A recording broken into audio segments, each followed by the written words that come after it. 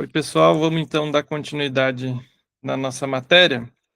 Hoje a gente vai falar de um tipo de micro-organismo chamado protozoário, tá? Os protozoários, quando a gente olha aqui essa árvore dos reinos, né, dos seres vivos, a gente vai ver que tem na base aqui os organismos mais simples. A gente tem o reino Monera, que vão ter as bactérias e as arqueobactérias, tá? Que a gente já viu, né? Depois a gente tem o reino protista, que são seres com características um pouco mais desenvolvidas.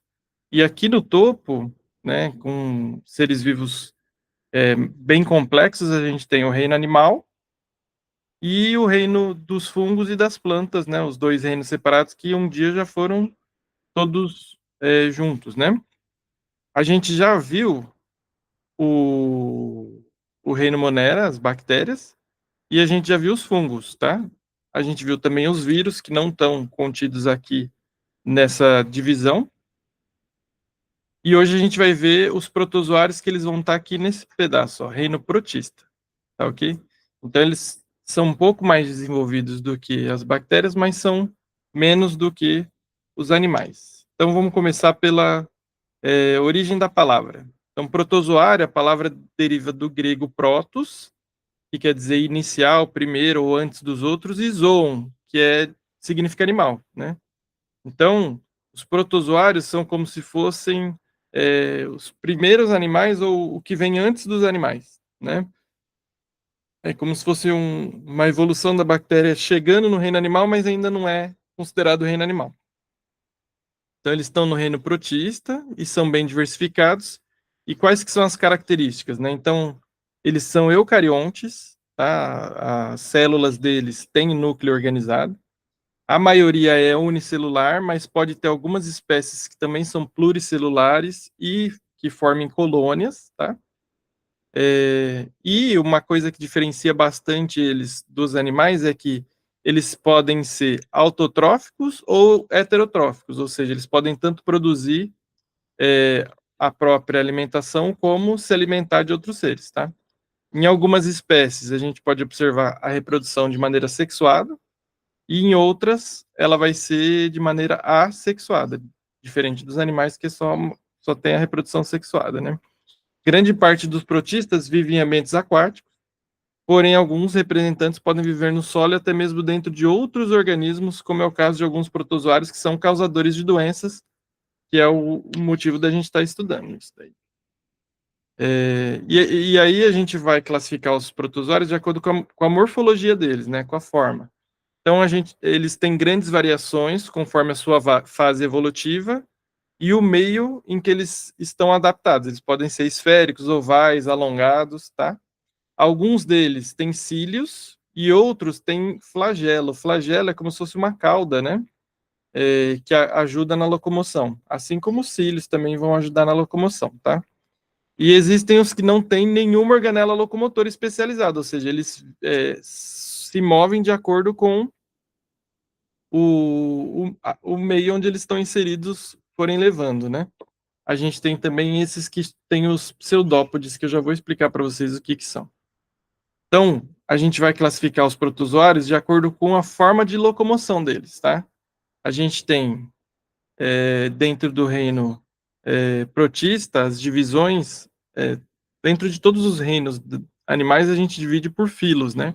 Então, a gente vai ter o filo Sarcodina, que se locomove por meio dos pseudópodos, tá?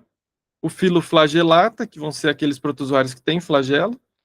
O filo Ciliata, que são os protozoários que têm cílios, tá? E o filo Sporozoa, que não tem nenhuma estrutura de locomoção, ou seja, eles se movem conforme o, o meio, a água que eles estão inseridos, forem transportando eles, tá? Só para a gente exemplificar, ó, no filo Sarcodina, a gente tem as amebas, que são causadoras de doenças. No filo Flagellata, a gente tem o Trypanosoma, que também causa doença, tá? No filo Ciliata, os paramécios, e no filo Sporozoa, a gente tem os plasmódios. Todos esses a gente vai ver a algumas doenças relacionadas, tá? Então vamos começar pelos ciliados. Os protozoários que são ciliados são aqueles que se locomovem por meio de estruturas que são chamadas de cílios, tá? Então são esses pequenos, parecem cílios mesmo do olho, pelinhos aqui, que ficam em volta dele e vão se mexer para ajudar ele a se locomover na água, tá? Um exemplo deles é o paramécium, tá certo? Eu vou mostrar um videozinho para vocês que está acelerado, mas que ajuda a ver como eles se locomovem, tá vendo? Isso daqui eles não estão indo aleatoriamente, eles estão seguindo um, um caminho de acordo com os cílios. Ó, nessa daqui dá para a gente ver bem aqui os cílios se locomovendo, né?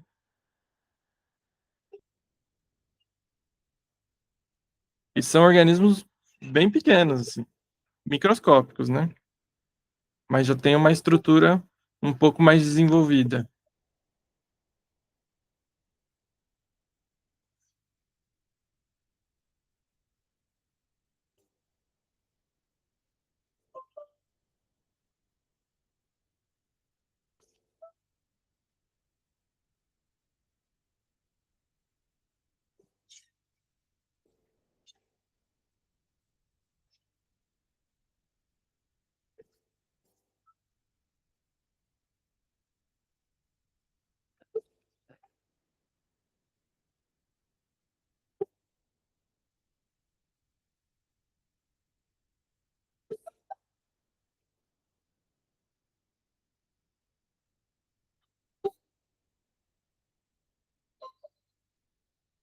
Muito bem. Esses são, então, os ciliados. Depois a gente vai ter os flagelados, né? Que eles vão utilizar para locomoção esses flagelos, né? Que é como se fosse uma cauda, ou flagelo, na verdade, significa chicote, né? Lembra como se fosse um chicotinho que fica aqui no finalzinho dele, né? Na parte posterior dele. E é o caso do Trypanosoma cruzi, que é um protozoário que causa a doença de Chagas, né? Que foi descoberto por um cientista brasileiro, que foi o Carlos Chagas, né? Depois a gente tem os risópodos, que são bem interessantes, ó. Eles vão se movimentar por meio de uma estrutura chamada pseudópodes, tá? Que nada mais são do que o quê? O citoplasma dele vai se alongando junto com a membrana e se modificando para ir se locomovendo. Então é como se ele fosse o que depois daria origem aos membros, às patas, aos pés nos animais, tá? Esse grupo é do qual fazem parte as amebas e é chamado de risópodo. A gente tem um vídeo aqui que mostra como que eles se locomovem, tá vendo? Ele vai meio que se esparramando, mas esse esparramamento não é aleatório, ele está sendo controlado. E aqui, ó, a gente consegue visualizar o quê? Tem um outro protozoário aqui no meio, e esse que está se esparramando em volta dele vai fazer um processo chamado de fagocitose, né? Ele vai meio que engolir esse que está aqui no meio, tá? Ele dá aquele abraço, envolve e depois libera uma enzima que vai digerir esse que está aqui no meio para absorver ele. É uma forma de alimentação, né? Depois, por último, a gente tem os esporozoários, que são aqueles que não têm nenhuma estrutura específica para locomoção, né? E eles vão ser levados na forma de esporos, pode ser pelo ar, pela água ou preso em algum animal. E aí, um exemplo que a gente pode dar desse grupo é o Plasmodium vivax, que vai ser responsável por provocar a malária, né? Que é transmitido aí por mosquitos, por seres humanos, né? Agora vamos ver um vídeo falando um pouquinho dos protozoários. Protozoários, seres eucariontes, unicelulares e heterótrofos. A maioria deles é aquática e de vida livre, mas alguns são parasitas e vivem dentro de outros seres vivos, inclusive dentro dos humanos. Os protozoários pertencem ao reino protista, junto com as algas, e como são eucariontes, apresentam um núcleo individualizado. Sua única célula exerce todas as funções: respiração, excreção e reprodução. Uma característica típica destas células é a presença de vacúolos contráteis ou pulsáteis para realizar regulação osmótica, ou seja, controle de água para dentro e para fora. Para a alimentação, os protozoários capturam o alimento por fagocitose, que é como se fosse um abraço, onde o protozoário engloba e digere o seu alimento. Isso dá origem a fagossomos, que se fundem aos lisossomos, formando vacúolos digestivos. Os restos são eliminados após a digestão por plasmocitose, que, em outras palavras, é a liberação para fora da célula. Como eles se reproduzem?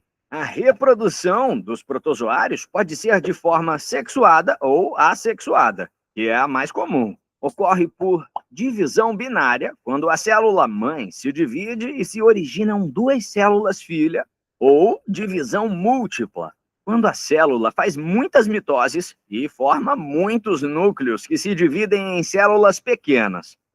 Os paramécios, protozoários de corpo alongado que vivem na água, se reproduzem através de um processo chamado conjugação, onde dois indivíduos se unem e trocam material genético, dando origem a novos protozoários. Os protozoários são geralmente classificados com base no seu modo de locomoção. São eles os sarcodíneos ou risópodes, que se locomovem através dos pseudópodes, ou falsos pés, como, por exemplo, a ameba, que pode ser encontrada no ser humano sem causar prejuízos, ou as do tipo que são parasitas, causadores da amebíase. Ciliados, que se locomovem por meio de filamentos curtos chamados cílios, como a vorticela e o próprio paramécio. Flagelados, que se movimentam através de flagelos, que são prolongamentos em forma de chicote. Algumas espécies são parasitas, como o Trypanosoma cruzi, causador da doença de Chagas, e os esporozoários, que não possuem estrutura locomotora. Eles são parasitas de seres humanos e de animais vertebrados e invertebrados, como, por exemplo, os plasmódios, causadores da malária. Como vimos, nem todos os protozoários são causadores de doenças. Muito bem. Então vamos ver agora algumas doenças que são causadas por protozoários, né? Vamos começar pela toxoplasmose. Então a toxoplasmose é uma zoonose, né? Ou seja, ela é transmitida para o ser humano através de animais, de outros animais. É causada por um protozoário, tá? Vai ter um quadro clínico variado, desde o mais comum, que é a infecção assintomática, a pessoa não sente nada, até a manifestações sistêmicas extremamente graves, né? Pode afetar, inclusive, o sistema nervoso. Quem causa, né, é um protozoário chamado Toxoplasma gondii, e o reservatório, né, quem transmite esses protozoários para os seres humanos são os gatos e outros felinos, tá? Então, através principalmente do contato direto ou indireto com fezes de felino, a gente pode acabar tendo contato com a toxoplasmose e ingerindo esse protozoário que vai se desenvolvendo aí no nosso organismo. Tá? Então, modo de transmissão: fezes de gatos infectados, carne crua contaminada de porco e carneiro, infecção transplacentária durante a gravidez.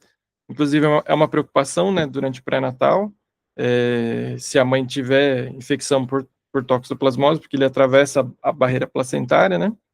E as manifestações clínicas podem ser oculares, como perda de visão, ou até mesmo doença neurológica, como eu tinha citado. Depois a gente vai ver aqui, ó, vaginite por tricomonas. Então, ela é uma infecção causada por tricomonas, que é um tipo de protozoário. São quase sempre sexualmente transmissíveis, tá? E aí a mulher pode ser infectada através do contato sexual, tanto com homens como com mulheres também, tá? Mas o homem pode ser infectado através do contato sexual apenas com as mulheres, tá? E aí muitas pessoas que têm essa infecção têm também a gonorreia, que é uma outra infecção sexualmente transmissível. Então, o nome do micro-organismo que causa é Trichomonas vaginalis. O modo de transmissão costuma ser geralmente sexual, tá? E aí causa uma infecção na vagina. Quando o homem está infectado, muitas vezes ele é assintomático, tá? Então, o protozoário pode causar sintomas logo após entrar na vagina, ou os protozoários podem permanecer durante semanas ou meses sem causar nenhum sintoma. Então, ele fica lá assintomático e só depois causa algum sintoma. Nesse período, acaba ocorrendo a transmissão, né? Porque a pessoa não sabe, ainda não tratou e está transmitindo. Ele também pode infectar o trato urinário, né, a bexiga. Em homens, geralmente, então, não causa nenhum sintoma. E aí acontece isso de a pessoa não sabendo que está infectada acabar transmitindo, né? Aqui um esquema, um desenho de como que é esse protozoário, né? Aí a gente tem a amebíase, que acho que é uma das mais conhecidas doenças causadas por protozoário, né? Então, é uma infecção causada por protozoário que se apresenta de duas formas. Pode ser em forma de cisto ou de trofozoito, né? Esse parasita pode atuar como um comensal ou provocar a invasão de tecidos, originando as formas intestinal e extraintestinal da doença, né? O nome do micro-organismo, né, do protozoário é Entamoeba histolytica, tem como reservatório o ser humano, e a forma de transmissão, principalmente, é pela ingestão de alimento ou água contaminada por fezes, que tem o cisto desse protozoário, né? Então, principalmente em regiões onde falta saneamento, né? As pessoas pegam água de rio para ingerir, alguém pode eliminar os dejetos com fezes nesse rio e acabar contaminando a água, né? Quais que são as manifestações clínicas? Então, varia, desde uma manifestação clínica mais branda, né, que vem com desconforto abdominal, pode ter a presença de sangue ou muco nas fezes, até o caso de uma diarreia mais aguda, com sangue, muco, que vai vir acompanhada de febre, calafrios, e em casos mais graves, ele pode acabar se disseminando pela corrente sanguínea, o que pode causar lesões no fígado, no pulmão, no cérebro e levar o paciente a óbito, tá? Aqui a gente tem um esquema que mostra, né?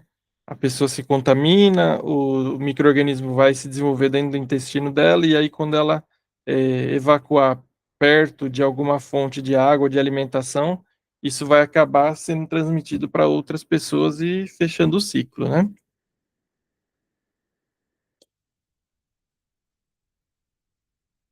Depois a gente tem a giardíase, que é uma infecção por protozoário que atinge o intestino.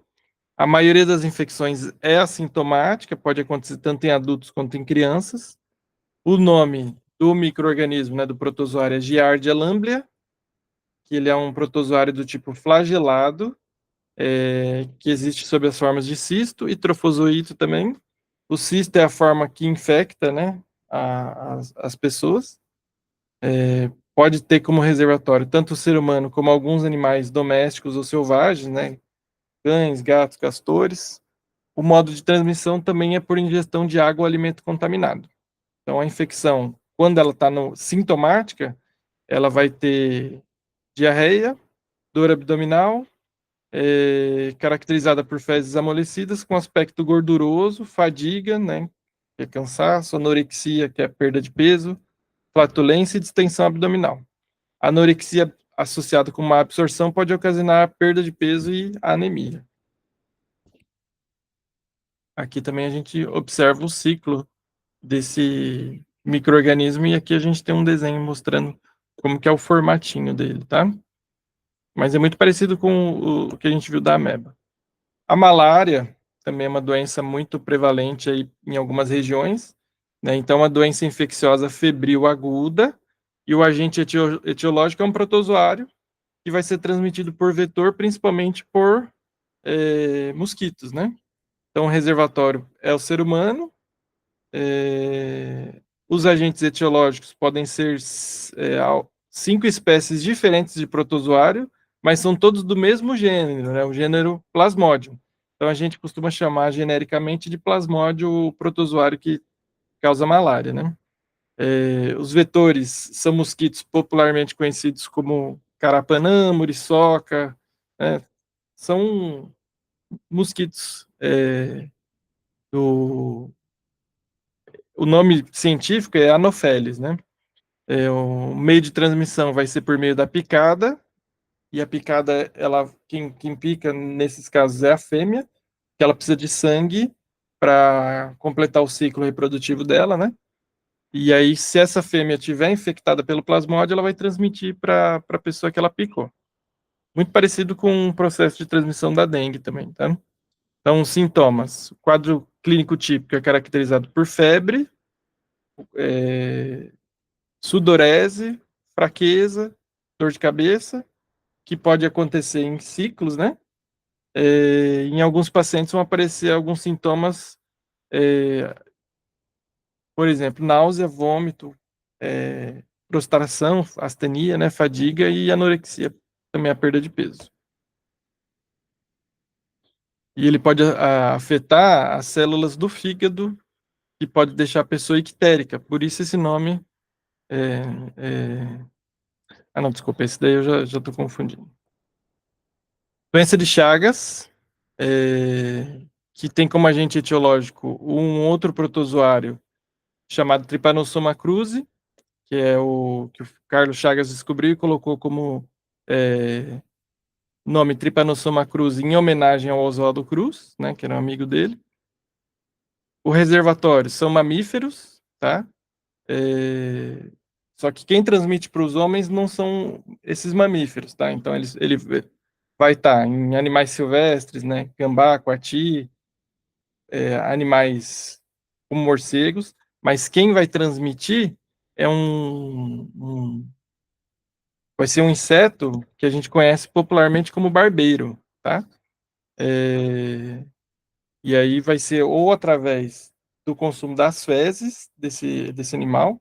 Então, por exemplo, teve alguns casos de transmissão de doença de Chagas por consumo de caldo de cana, né? Que, conforme o barbeiro estava grudado na cana, ela era triturada, a pessoa acabava ingerindo. Ou pode ser também quando o barbeiro vai picar a pessoa, ele acaba jogando as fezes ali na lesão e a pessoa se contaminar, tá? Então, as manifestações clínicas: febre, miocardite, que é a inflamação do coração, pericardite, que é a inflamação de uma película que recobre o coração, né? Tosse, falta de ar, dor na região torácica, palpitação, arritmia, hepatomegalia, que é aumento do fígado, né? Ou a esplenomegalia, que é o aumento do baço, e pode ser de leve a moderada intensidade, né? Então, o modo de transmissão. O contato do homem com as excretas, né, as fezes contaminadas dos insetos. Pode ser transmissão vertical também, né? A mãe se contaminou, transmitir para o feto. E por via oral, quando tem ingestão de alimentos contaminados com parasita, né? Seja o próprio parasita ou as fezes. Aí está aqui um esquema também que vai mostrar como que acontece a transmissão. E por último aqui, ó, a gente tem uma outra doença que chama leishmaniose, tá? É uma doença infecciosa que não é contagiosa, causada por parasitas, né? São os protozoários do gênero Leishmania, e eles vivem e se multiplicam no interior dos macrófagos, tá? Então tem dois tipos de leishmaniose: a tegumentar ou cutânea, né, que vai afetar principalmente a pele, e a visceral. Então o causador é um protozoário do gênero Leishmania. O reservatório, né, as fontes de infecção são principalmente os animais silvestres e alguns insetos que têm o parasita dentro do trato digestório dele, tá? O vetor, né, quem que carrega esse protozoário para o ser humano, são alguns insetos que se alimentam de sangue, tá? Na visceral, então, as manifestações clínicas vão ser febre, anemia, indisposição, palidez, falta de apetite, perda de peso, inchaço do abdômen, que é causado pelo aumento de tamanho do fígado e do baço também. E na cutânea, 2 a 3 semanas depois da picada, aparece uma pequena pápula que vai aumentando de tamanho até formar uma ferida, tá? E aí a doença também pode se manifestar com lesões inflamatórias nas mucosas do nariz ou da boca, que é alguns exemplos dessas feridas, tá? Aqui no animal, aqui no ser humano. E aqui mostra a forma de transmissão principal, que é por picada de mosquito também, tá? Mosquito chamado de mosquito palha. Beleza? Então, por enquanto é isso. Nossa aula é sobre protozoários e a gente se vê na próxima. Até mais.